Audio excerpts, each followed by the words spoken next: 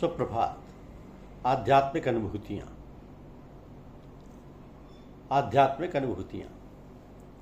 भगवतीय महापुरुषों समर्थ सद्गुरुजनों द्वारा कभी कभी अत्यावश्यक होने पर ही शक्तिपात किया जाता है। सामान्यतः तो ऐसे शक्तिधर सद्गुरुजनों के आसपास व्याप्त उनके आभामंडल या औरा के प्रभाव से ही आध्यात्मिक अनुभूतियाँ, अलौकिक घटनाक्रम, साधकों के अंतःकरण में मन में दिव्य भाव तरंगों का संचार, ध्यान समाधि की उच्चतम अवस्थाओं की अनुभूति, सांसारिक भीषण उलझनों समस्याओं का निराकरण खुद ब खुद यानी स्वतः ही होता रहता है। ये कोई कल्पित बात नहीं कह रहा हूँ, ये तो समर्थ सदगुरु कली पावनावतार प्रातः स्मरणीय परम पूज्य साहब जी महाराज के पावन श्री चरणों में बैठकर प्रत्यक्ष अनुभव की बात है।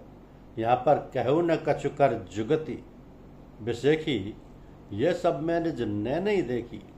इस विशद रोचक अलौकिक अध्याय पर यदि भगवत इच्छा कृपा हुई तो आगे कभी प्रकाश डालेंगे, क्योंकि असीम शक्ति पर श्री राम के आत्मिक सानिध्य के अलौकिक संस्पर्श से सुग्रीव की मनोदशा में उत्कृष्ट वैराग्य की छाया का आभास मुखरित होने लगा।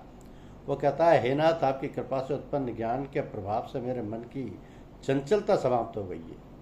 संसार के भौतिक आकर्षण, सुख संपत्ति, परिवार का मोह, राज्य सत्ता के वैभव आदि को पाने में अब मेरी कोई लालसा नहीं रह गई है। इन सबको त्याग कर अब मैं केवल आपकी सेवा में ही जीवन गुजारना चाहता हूँ, क्योंकि सभी सच्चे संत कहते हैं कि ये सांसारिक उपलब्धियाँ ही राम चरणानुराग में सबसे बड़ी बाधा हैं।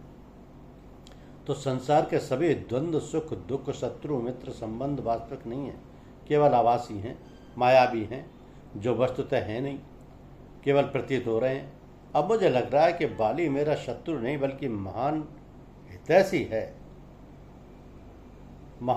है, जिसकी बदौलत मुझे आनंद धाम प्रभु आपका दर्शन सानिध्य मिला। बाली से लड़ाई शत्रुता तो मेरे जीवन का एक स्वप्न था, और अब उस स्वप्न से मैं जाग गया हूँ। उस मोह रात्रि से जाग कर मुझे संकोच हो रहा है कि मैंने व्यर्थ ही बाली से शत्रुता कर ली।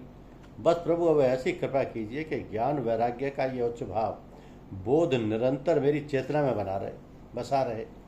उपरोक्त उच्च भाव चेतना की अभिव्यक्ति सुग्रीव की अपनी किसी साधना का सफल तो थी नहीं, अपितु श्री राम के दिव्य सानिध्य का किंचित प्रभाव था ये।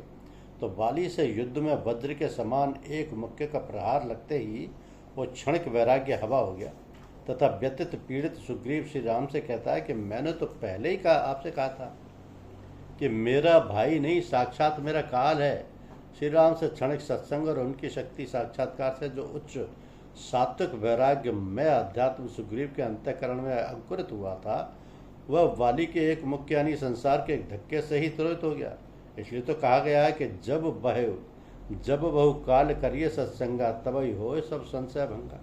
पर यहाँ तो सुदीर्घ बैर विरोध, प्राण घातक भयानक शत्रुता का अत्यंत दुखदायी अध्याय भारी लंबे काल तक चलता रहा था।